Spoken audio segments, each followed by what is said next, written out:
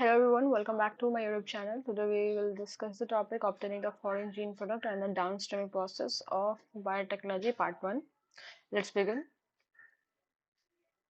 Obtaining the foreign gene product.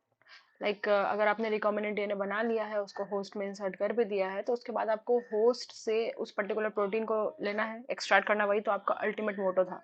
तो हम कैसे ऑब्टेन करेंगे? Obtaining the foreign gene product.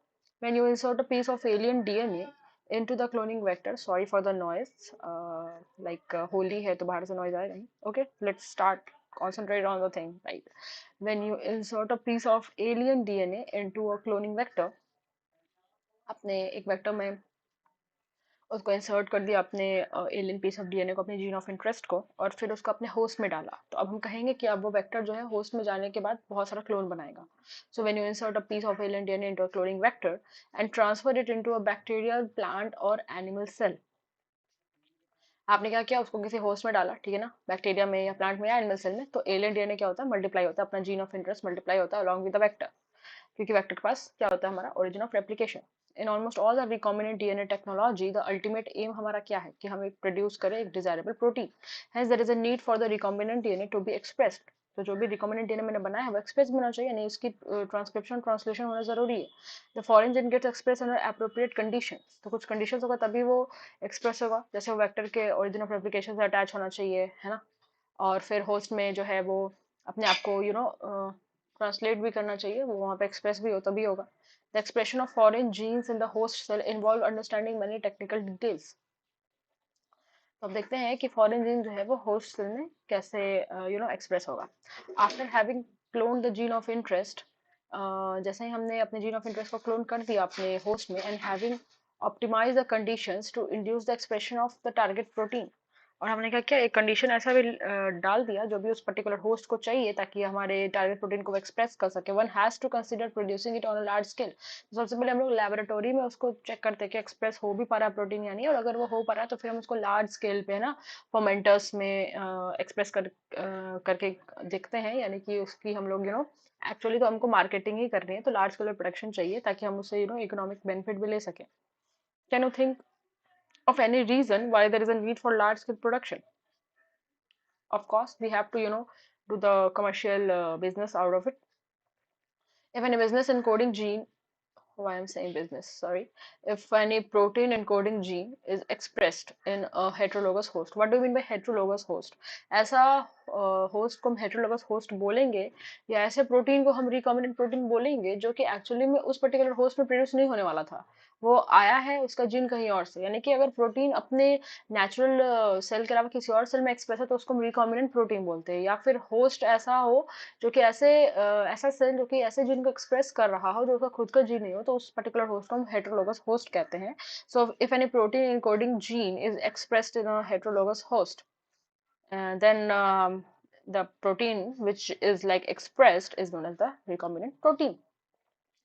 Now the cells harboring the clone genes of interest may be grown on a small scale in the laboratory, या फिर आप उसको large scale पे भी grow कर सकते हो. The cultures may be used for extracting the desired protein, and then हम लोग प्रोटीन को एक्सट्रैक्ट करेंगे, फिर इसको प्योरीफाई भी करेंगे, बाकी जैसे क्रोमेटोग्राफी से करें, सेंट्रिफिकेशन से करें, या फिर डिस्टिलेशन टेक्निक से करें। मतलब उसको हम लोग सिर्फ एक्सट्रैक्ट नहीं करते, प्योरीफाई भी करते हैं, क्योंकि एक्सट्रैक्ट करने के बाद भी हो सकता है कि वो किसी के साथ एक सॉल्यूशन बना के हो। हम तो उसको प्योरीफाई करना चाहते हैं, सिर्फ उसी कंपाउंड को चाहते हैं, तो अलग अलग सेपरेशन टेक्निक से हम उसको प्योरीफाई करते हैं। The cells can also be multiplied in a continuous culture system wherein the medium used is drained out from one side while fresh medium is added from the other side to maintain the cells in their physiologically most active state or the log state or the exponential phase. As you guys know कि हम लोग जो है वो अलग अलग type से, है ना, मतलब कल्चर कर सकते हैं। या तो हम एक बैच कल्चर करें कि हाँ हमने एक पर्टिकुलर क्लोज सिस्टम लिया, उसमें मैंने कल्चर किया। अब जब स्टार्ट हुआ कल्चर तो लैग फेज था, थोड़ा स्लो था, फिर लॉग फेज एक्सपोनेंशियल फेज आया तो रिलेटिवली फास्टर था, फिर स्टेशनरी फेज आ गया। तो स्टेशनरी फेज मतलब क्या कि अब वो कुछ भी सिंथेसाइज नहीं करा, जो भी जितना भी अमाउंट ऑफ प्रोटीन था उतना ही बना हुआ है, तो उतने में ही हम उसको एक्सट्रैक्ट कर लेते हैं। अगर हम तब भी छोड़ देंगे तो फिर डेथ फेज आने स्टार्ट हो जाएगी, और फिर जो है जो भी प्रोटीन मैंने एक्चुअली बनाया था वो भी खराब होना स्टार्ट हो जाएगा। तो अगर हम बैच मेथड में एक्सट्रैक्ट कर रहे हैं, बैच मेथड में कल्चर कर रहे हैं, तो उस पर्टिकुलर सिचुएशन में हमको क्या करना चाहिए कि तुरंत ही उसको जब वो उसका एक्सपोनेंशियल फेज खत्म हो या फिर उसका स्टेशनरी फेज आए, उसी टाइप में हमको उसको एक्सट्रैक्ट कर लेना चाहिए। बट कंटिन्यूअस कल्चर सिस्टम ऐसा नहीं है। तो बैच कल्चर सिस्टम में हमको एस से शेपेड कर्व मिलता है, जो बाद में नीचे भी जाने लगता है, लेकिन जो कंटिन्यूअस कल्चर है उसमें हमको जे शेपेड कर्व मिलता है। Now the cells can also be, यही यहाँ पे लिखा हुआ है कि the cells can be multiplied in a continuous culture system wherein a medium used is drained out from one side while a fresh medium is added from the other side to maintain the cells in their physiologically most active phase और the log phase। क्योंकि अगर वो continuously बन रहे हैं तो J shaped curve मिलेगा, हमेशा मेरे को log phase ही मिलेगा, exponential phase ही मिलेगा। This type of culture method produces a larger biomass leading to a higher yield of desired protein। तो काफी मतलब कम लेबर कॉस्ट भी है इसका as compare to the batch system, जिसमें हमेशा बंद करो निकालो, बंद करो निकालो, प्योरीफाई करो। जबकि हमारा जो लॉग फेज है, एक्टिव फेज है, उसमें ऐसा नहीं है। ठीक है, उसमें तो मतलब जे शेपेड कर मिलता है, हमेशा जो है सिंथेसिस होती रहती है, और मैकेनिकल और वर्क फोर्स भी काफी कम लगता है। This type of culture method produces a larger biomass leading to a higher yield of desired protein. Exponential phase में मेरे को बहुत ज्यादा बायोमास मिलता है। Small volume cultures can't yield appreciable quantity of product। छोटे छोटे वॉल्यूम कल्चर करेंगे या बैच मेथड में कल्चर करेंगे तो मेरे को ज्यादा क्वांटिटी ऑफ प्रोडक्ट नहीं मिलेगा। To produce a large quantity the development of bioreactors, जिसको हम फर्मेंटर्स भी बोलते हैं। Actually fermentation is a reaction in a biological system, that's why the बड़ा सा कंटेनर जिसमें ये सब हो रहा है, जिसमें फर्मेंटेशन हो रहा है, उसको बायो रिएक्टर बोलते हैं। और फर्मेंटेशन का टेक्निकल साइंटिफिक मीनिंग है कि वो एनारोबिक रिस्पिरेशन है, बट एक्चुअली आजकल हम फर्मेंटेशन एरोबिक वाले मेथड को भी बोलते हैं, क्योंकि हम लोग जो कल्चर सिस्टम कर रहे हैं बड़े से बायो रिएक्टर में, उसमें जरूरी नहीं हो कि एनारोबिक सिस्टम हो, एरोबिक भी हो सकता है। ठीक है ना। तो डेवलपमेंट ऑफ बायोरिएक्टर्स, जो कि बहुत ज्यादा ही वॉल्यूम ऑफ कल्चर जिसमें प्रोसेस किया था, 100 to 1000 litre of culture carrying process was required. Thus the bioreactors can be thought of as the vessels in which the raw materials are biologically converted into specific product, or biologically converted into the enzymes using the microbial plant, human or animal cell। The bioreactor provides the optimal condition for achieving the desired product by providing the optimum growth condition। जैसे कि हम लोग temperature, pH, substrate, salt, vitamin, oxygen, जो भी उस particular host को चाहिए, तो वो सारा हम कंडीशन उसको प्रोवाइड करते हैं ताकि हमको मेरा जो प्रोडक्ट है वो आसानी से मिल सके। जब हम उस होस्ट को उसका ऑप्टिमम ग्रोथ कंडीशंस प्रोवाइड करेंगे तो the most commonly used bioreactors are of stirring type which is shown in this figure. कि अगर जो भी हम न्यूट्रिशन दे रहे हैं वो घूमता भी रहना चाहिए, स्टीयरिंग भी उसकी होनी चाहिए। दो तरह के आपको बायोरिएक्टर्स यहाँ पे दिखाए गए हैं। एक है sparge stirred tank bioreactors for which sterile air bubbles are sparge, ये वाला है।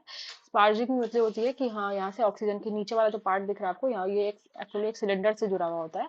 ऑक्सीजन के यहाँ पे सिलेंडर से जुड़ा होता है, जिसमें हम ऑक्सीजन जो है यहाँ पे डालते हैं। तो ऑक्सीजन जैसे ही पानी में जाता है, आप जानते हो गैस जाएगा तो बबल्स बनाएगा। तो नीचे से आपको ये बबल्स उठते हुए दिख रहे हैं। ये जो है यहाँ पे एजिटेशन भी हो रहा है, ये जो बीच वाला रॉड है ऐसे घूम भी रहा है।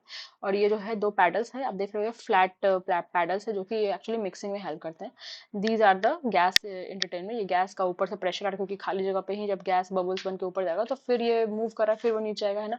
Increase surface area for oxygen transfer, आप देख रहे हो यहाँ पे सर्फेस एरिया, ताकि ज्यादा से ज्यादा ऑक्सीजन जो ऊपर गया वो भी नीचे आ सके। एंड बबल्स नीचे से भी दे रहे हैं ताकि ड्रामेटिकली हम इंक्रीज कर सके ऑक्सीजन के ट्रांसफर एरिया को। ठीक है, तो ये वाली बात है। उसके अलावा यहाँ पे ऐसा कुछ भी नहीं है, यहाँ पे हम कोई भी लाइक ऑक्सीजन ट्रांसफर नहीं करते। This is like simple stir tank bioreactor. Steering यहाँ भी हो रही है, यहाँ भी हो रही है, पर यहाँ पे स्पार्ज स्टिर टैंक है, क्योंकि यहाँ पे हमने ऑक्सीजन बबल्स के फॉर्म में भी दी है, नीचे से सिलेंडर से कनेक्ट किया है। यहाँ पे ऐसा कुछ भी नहीं है। यहाँ पे क्या किया हमने, यहाँ पे आपको ये जो पैडल्स दिख रहे हैं, these are flat bladed impeller which are use for mixing. And यहाँ पे आपको कल्चर ब्रोथ दिख रहा है, जो बीच में भरा जाता है। यहाँ से स्टेराइल एयर जो हम लोग यहाँ से बाहर निकलता है, क्योंकि हम यहाँ से स्टीम देते हैं, तो स्टीम से क्या होती है, स्टेरिलाइजेशन होती रहती है, और यहाँ से स्टेराइल एयर वापस से बाहर आते रहता है, ताकि एक optimum like contaminated free condition maintain रहे। यहाँ पे एसिड या फिर बेस हम लोग ऐड कर सकते हैं पीएच को कंट्रोल करने के लिए, और ये मोटर जिसकी वजह से ये गोल गोल इस तरीके से घूमेगा। तो ये सिंपल वाला लाइक स्टीयरिंग बायोरिएक्टर है, जबकि यहाँ पे ऑक्सीजन बबल्स भी दे रहे हैं, इसलिए यहाँ पे इसको स्पार्ज स्टीयर टैंक बायोरिएक्टर बोलते हैं। यहाँ पे दिखाने की कोशिश की गई है कि यहाँ पे ऑक्सीजन की जरूरत नहीं है। This is anaerobic condition and this one is aerobic condition. So हम बायोरिएक्टर और फर्मेंटर दोनों को बोलेंगे, सिर्फ इसको नहीं बोलेंगे। ठीक है। Stir tank bioreactor is usually cylindrical, and आप देख सकते हो दोनों सिलेंड्रिकल ही है, and with a curve base to uses cylindrical or with a curve base to facilitate the mixing of the reactor contents, and the stirrer facilitates even mixing and oxygen availability throughout the bioreactor. अगर मतलब nutrients है तो अच्छे से mix हो, अगर oxygen भी चाहिए तो वो भी अच्छे से मिक्स हो जाए। Alternatively air can be bubble through the bio reactor.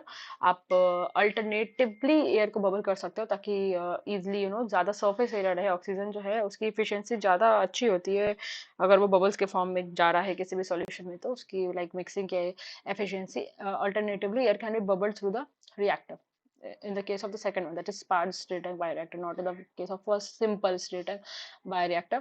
And if you look at the figure closely, you will see that the bioreactor has an agitator system, मतलब mixing system, and oxygen delivery system, foam control system, जो कि blenders हैं वो foam को control करेंगे, and temperature control system जहाँ पे temperature भी कंट्रोल किया जा सकता है कि कितना टेम्परेचर हमको देना है। पीएच कंट्रोल सिस्टम, एसिड और बेस हम ऊपर से मिला सकते हैं पीएच को कंट्रोल करने के लिए। एंड सैम्पलिंग पोर्ट, सैंपल भी निकाल सकते हैं ताकि छोटे से वॉल्यूम ऑफ कल्चर को हम निकाल निकाल के पीरियडिकली देख सके कि हाँ हमको हमको जो भी कंसंट्रेशन चाहिए अपने डिजायर्ड प्रोटीन का वो मिल रहा है या नहीं मिल रहा है। And the downstream processing after completion of the biosynthetic phase, जैसे मेरे को मतलब बायोसिंथेटिक फेज या बायोरिएक्टर में जो भी फॉर्मेटेशन है वो कंप्लीट हो चुका है, तो product has to be subjected through series of processes before like it is ready for marketing as a finish product. Actually down streaming का मतलब होता है कि जब आपको अपना प्रोडक्ट मिल गया तो उसके बाद आप उसको कैसे प्योरीफाई या कॉन्सेंट्रेट कर पा रहा, this is only down streaming. तो यहाँ पे लिखा हुआ है कि जैसे हमने अपना प्रोटीन बना लिया है तो अब प्रोडक्ट को हमको बहुत सारे प्रोसेसेस से गुजारना पड़ेगा ताकि अब वो मार्केटिंग किया जा सके। तो पहला तो प्रोसेस हो जाएगा कि आप उसको अलग करो और प्योरीफाई करो with the help of chromatography और डिस्टिलेशन टेक्निक और whatever, which are collectively referred to as the downstream processing. Now the product has to be formulated with suitable preservative. अब जरूरी नहीं है कि आपने बस उसको सीधा मार्केटिंग कर दी, प्रिजर्वेटिव डालो ताकि जितने भी दिन वो रहे लाइक मार्केट में उतने दिन वो सुरक्षित रहे, खराब ना हो। And the product has to be formulated with suitable preservative. The such formulation has to undergo through clinical trial as in the case of drugs. अगर आपका जो भी डिजायर प्रोटीन था वो कोई एक दवा था, ड्रग था, तो अब आपको उसको क्लिनिकल ट्रायल से भी गुजारना पड़ेगा ताकि वो इस बात का प्रूफ हो कि हाँ वो ह्यूमन हेल्थ पे कोई खराब असर नहीं डालेगा। तो इस केस में आप माइस को यूज कर सकते हो ट्राई करने के लिए। Strict quality control testing for each product is also required.